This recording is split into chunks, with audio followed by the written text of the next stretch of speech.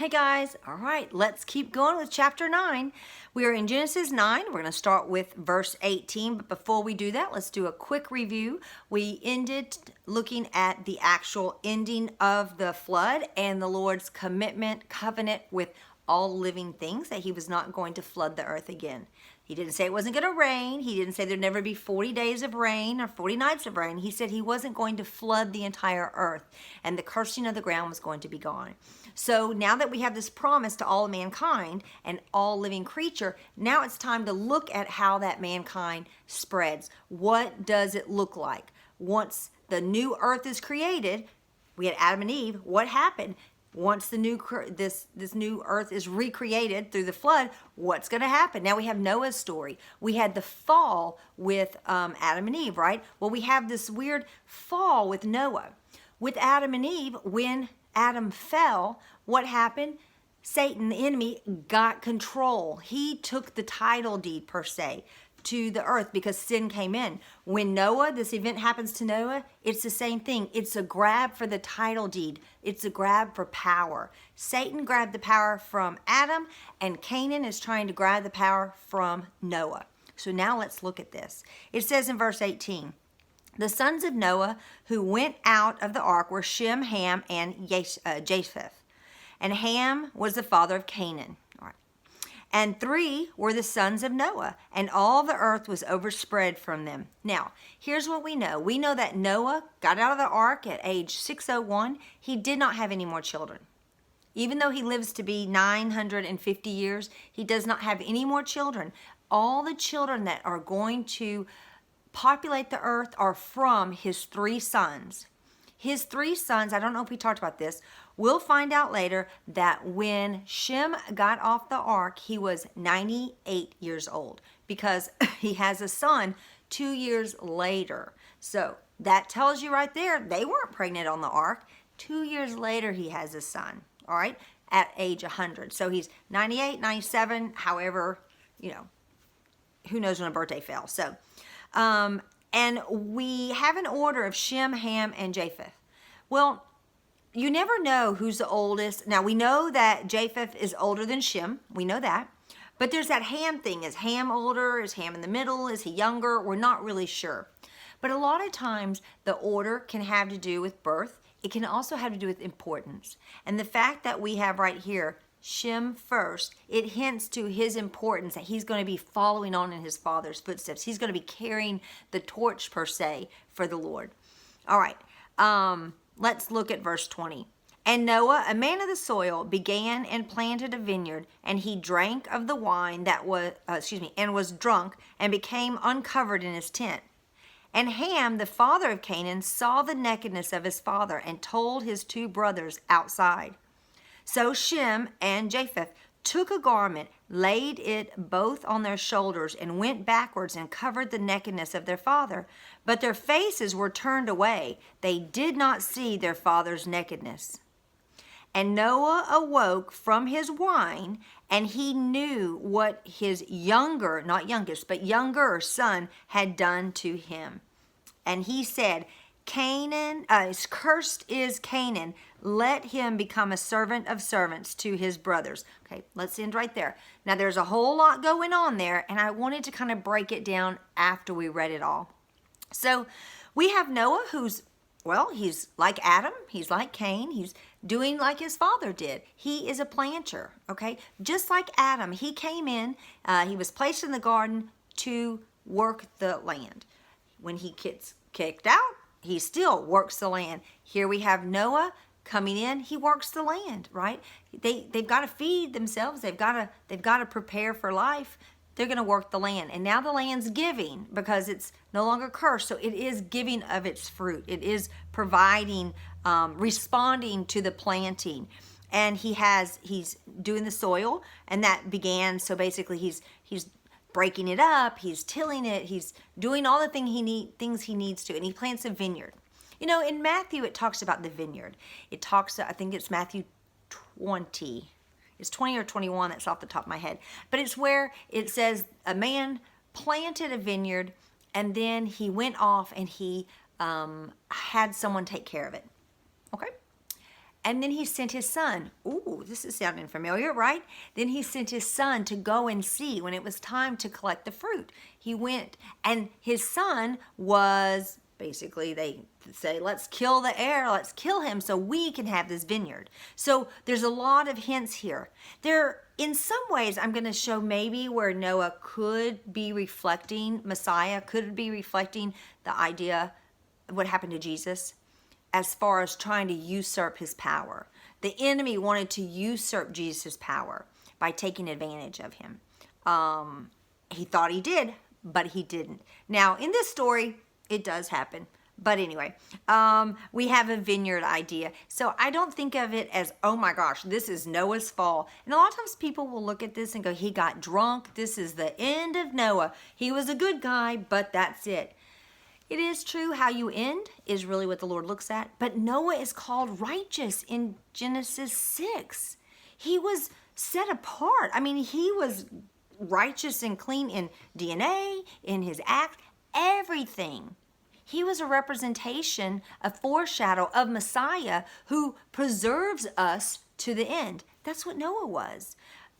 His family got to go into the ark because of Noah's righteousness. We get to go into the Lord, in the presence of the Lord, because of Jesus' righteousness, right? We're going to get to be in eternity, that big old ark in the sky, our New Jerusalem is really what it is. We're going to get to do that because of who we are associated with and who we're a part of, just like Noah's family. So when it says here that he drank the wine and was drunk, he became uncovered in his tent. He's not running around naked through the village. He goes into his house and he gets undressed, right? I mean, he's drunk. He felt good. He did whatever. I'm not condoning drunkenness, but I'm also saying I think that sometimes we read this and we throw a lot of weight on that fact that he was drunk. I would suggest that this act and being told that he's drunk isn't so much to go, oh my gosh, what a loser, he got drunk, as much as to say he was not aware of what was happening to him. He did find himself in a vulnerable position and the enemy took advantage of it. That's what happened. That's why we're told to not get drunk, but stay sober-minded. Does it mean don't ever drink? That's not what the word says. But not getting drunk is because it puts us in a vulnerable position for the enemy to take advantage of us, right? We do stupid things. Well, it's kind of what he did. But again, what did he do that was stupid? He went into his own tent, all right? Now let's talk real quick about how many people are actually around. From the time that they come off the ark to the time of the Tower of Babel is about 340 years. Noah is actually alive during the Tower of Babel. He lives 10 years after the event. He lives to be 950 years old. He gets off the ark at 601. Often we think he's around 620 or something. I would suggest we're much further down the line than that. The Tower of Babel happens around the year from it, counting the first year that Adam was created, around the year of 1996. So 1,996 years after the creation of Adam is around the time that Tower of Babel happened. So exactly when this was, we don't know, but here's what we do know. It says that Noah awoke from his wine and he knew what his younger son did. Now, we talked about this in Genesis 5. A son just means it's one of your lineage. To begot means it came from you. This doesn't say from one of his begotten sons. It says his son, his younger son, not youngest, but younger. And already we don't think that Ham is the youngest, but some people will say Ham, you had to be the youngest, but this says younger. It doesn't say youngest. And we do know that it does implicate Ham's involvement, but Ham is not the one cursed, Canaan is. So let's look at this by pulling back and looking at the possibilities. Again, 340 years, we know that Canaan is the fourth of Ham's children. Ham has 4 children. The fourth one is Canaan. Canaan is the younger, and when you start looking in chapter 10 and you're looking at all the grandsons, when it says he's the younger, would suggest that of his sons, his grandsons, he's one of the younger. we basically have a Reuben event. We basically have where some of David's children, where they want to usurp the power. So what possible could have happened, and why Ham's position was to giggle per se and look upon his father, was Ham's son, Canaan, his fourth son, has to be old enough now. Now, what age, I don't know. But again, many years have passed, and he goes in, and I would suggest that when he sees Noah drunk, that there is a hunger for power, and Canaan goes to to usurp his authority over Noah, because Noah is the king idea, right? He's the top. He is literally, he's the Adam of them all. He's the daddy. He is the patriarch. And so now you have these children who are growing up, they're having their families, and they want to become their patriarchs. What tribe is going to be the head of Shem, Ham, and Japheth? What tribe? Which one is going to do it? Who's going to get the blessing? Remember, who's going to get this blessing that Noah has? Because Noah has Adam's blessing. He has the understanding of Enoch. He has all these things. Who's going to get what Noah has next? So I would suggest that what happens in this tent is one of two things. Whatever it is sexual.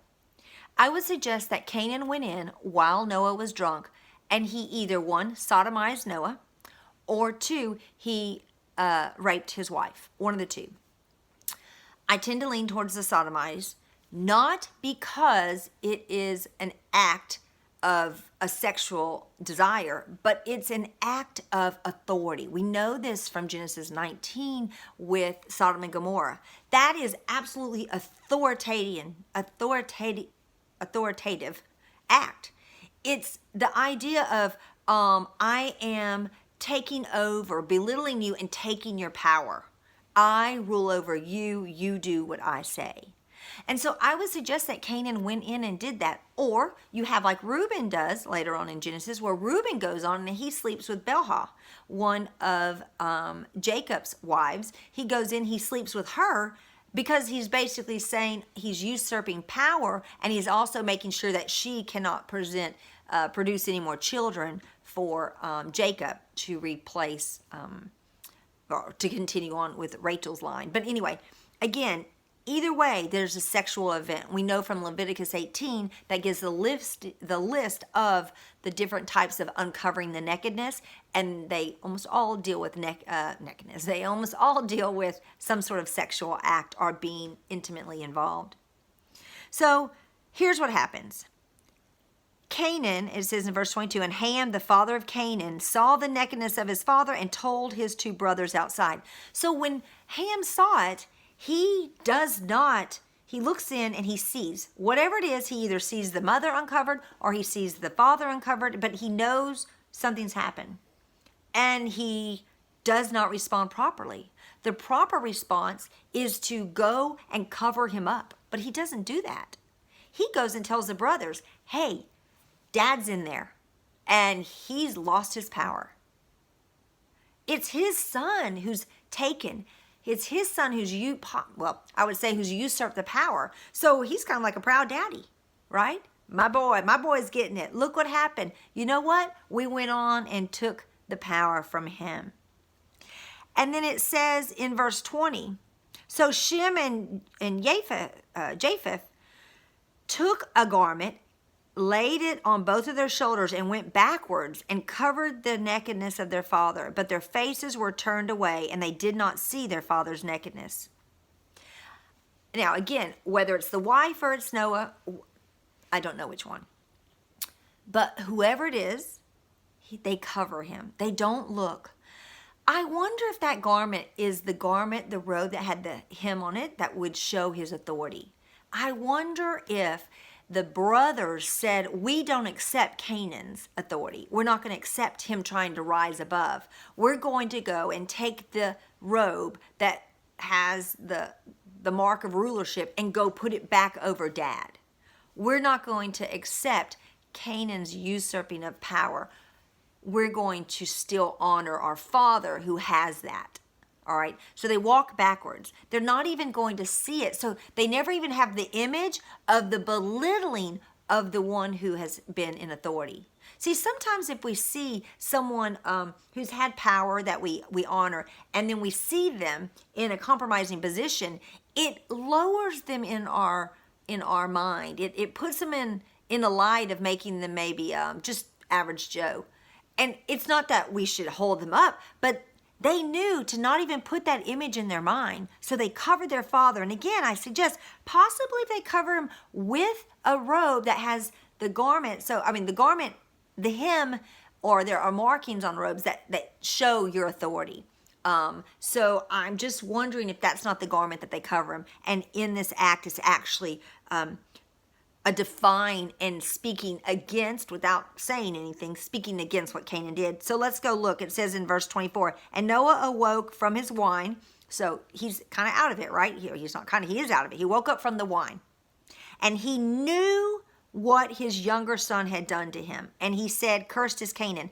So there must have been some sort of friction, because when he woke up, he didn't just snap out. Think about it. When you've been drunk, you wake up, you're like, oh. But he immediately knew what happened. If he had been sodomized, you know you're going to wake up immediately and know, I know what happened. And he knew who did it immediately, which says there's already been a rival, a butting of heads for possible change of leadership, of counsel, not counsel, of headship, of taking on the patriarch role, okay?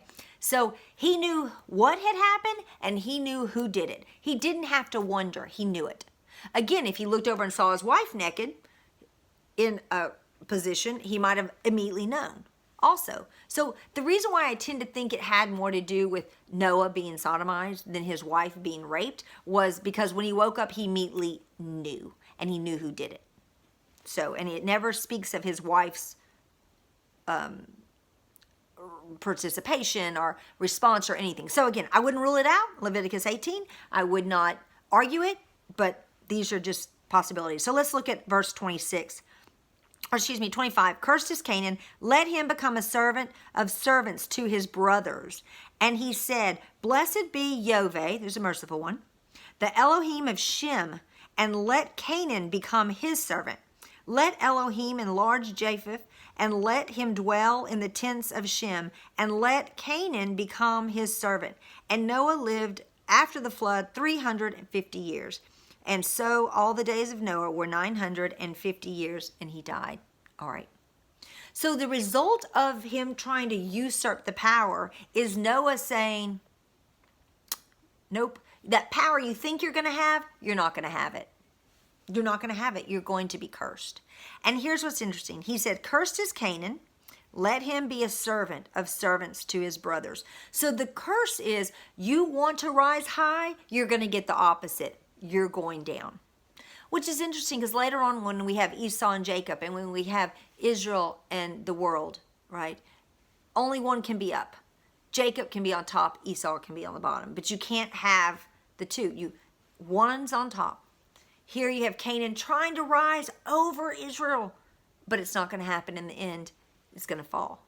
But wow, what a merciful God, because it says, blessed is Yoveh, the God of Shem. So again, that power, he's like, no. It's going to Shem. So at this point, he is now giving the power. Let's think about what happens with Jacob and Isaac and Esau. Later on, we'll learn that Isaac has a blessing and is ready to give it, right? And Jacob, we'll talk about that. They say Jacob stole it. However, Jacob got it. But when Isaac found out, he then went ahead and blessed him.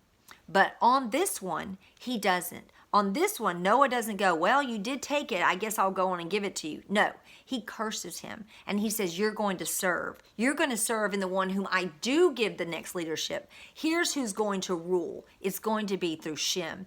And through Shem is who Jesus comes through. It is his line. And he's going to rule the world, right? He's going to rule everything. And he says, in that, let Japheth, your brother, come into the tent. So you're going to have Shem controlling the tent, and you're going to have Japheth coming in. I love this because Isaiah 54 talks about the tents of Israel, of Sarah, being widened to bring in the nations. And Japheth is an example of the nations. And going to come in and live under the tent. And Canaan will serve them all. What's great, if you think of it, is he didn't say, death to you and your line, Canaan, you're all out and dead. No, he's still honoring Noah. Noah is still honoring his son by saying, well, cursed is Canaan, and his line will serve as servants. They're going to always be able to be involved in Israel, be involved in his people, but as servants. So the Lord's providing that for the people. He's providing help for the people. And he's never going to let the spirit of Canaan usurp Israel, usurp his people, Shem's line, Jesus. So even today, as we see the battle between Israel and the nations, Israel and the Arabs, Israel and the Palestinians, we see this hardship, it's still the same spirit of Shem and Canaan trying to usurp and say, no. But in all honesty, it's going, nope, you're going to be allowed to be here, but it's going to be as serving. So, all right, I guess we will end on that. And then we will look at the nations when we come back. Thanks so much for spending time with me, and have a great evening. Bye.